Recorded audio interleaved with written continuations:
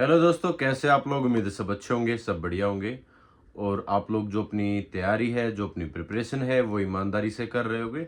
सुबह से हम आप लोग ग्राउंड पर जा रहे होगे, मेहनत कर रहे होगे। और इसी इंतज़ार में कि रिजल्ट आपका जल्द ही देखने को मिलेगा और जल्द ही आपके फिजिकल है वो स्टार्ट हो जाएंगे। क्योंकि अभी ये जो दिन है ना, इनमें ना तो आपसे पढ़ाई हो पा रही है सही तरीके से, ठीक है, और ना आपसे सही तरीके से फिजिकल की प्रिपरेशन हो पा रही है, क्योंकि मन नहीं लगता भाई। ठीक है, हम इस सिचुएशन से गुजर चुके हैं। क्योंकि जब हमारी वैकेंसी 2020 वाली, उस टाइम पर कोरोना आ गया था और कोरोना की वजह से सेम ऐसी सिचुएशन थी कि कब रिजल्ट आएगा, कब हमारे फिजिकल होंगे।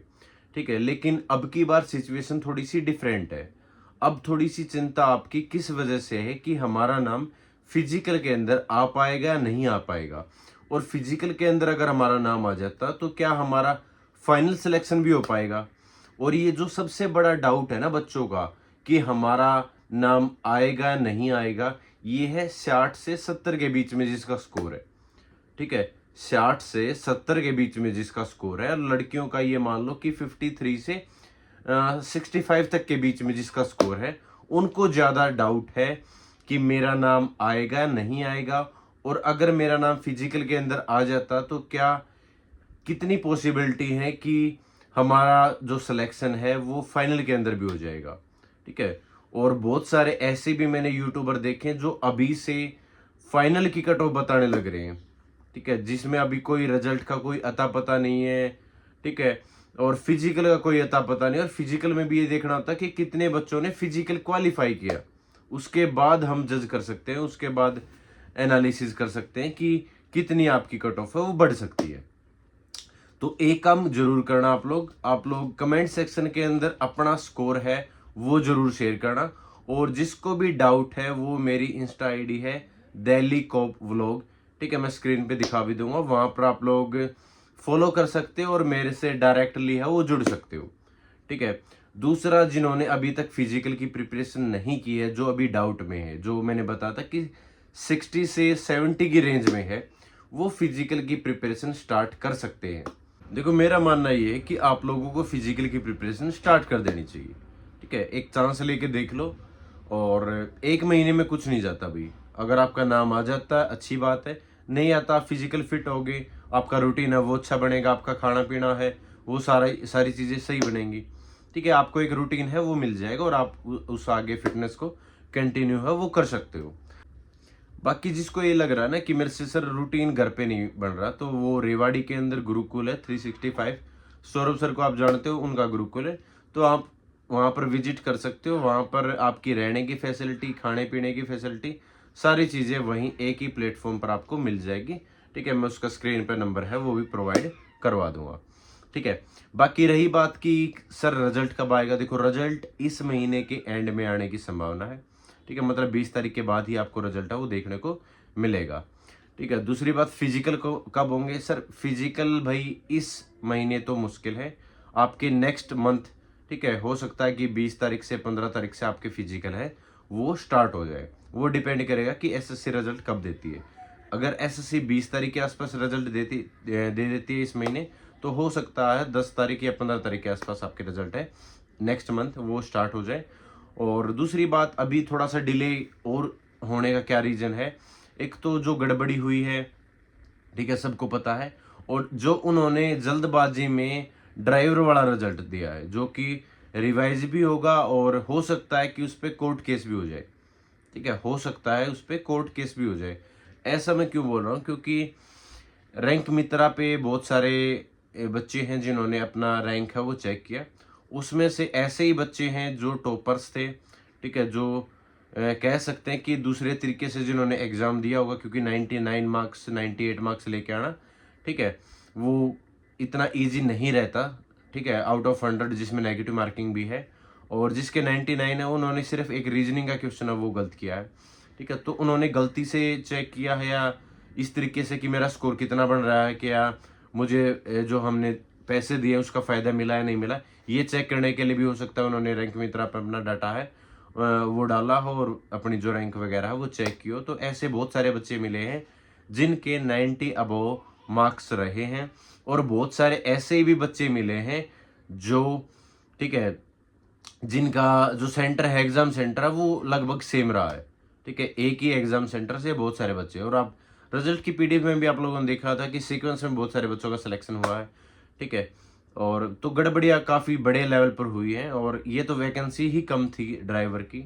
ठीक है, और ड्राइवर की वैकेंसी कम होने के बावजूद 12 गुना जब बच्चे बुलाए जाते हैं, उसमें 83 नंबर पर जो आपकी मेरिट है वो जाती है। तो 83 अबाव, ठीक है, 4-5 हज़ार बच्चे तो वही मिल जाते हैं। तो 4-5 हज़ार बच्चे में से ही सिलेक्शन होगा, किसका होगा किसका नहीं होगा। ठीक है, तो अभी जो ग्रुप बना रखा सौरभ सर ने और मोहन सर ने और डॉक्टर एजुकेशन के नाम से है।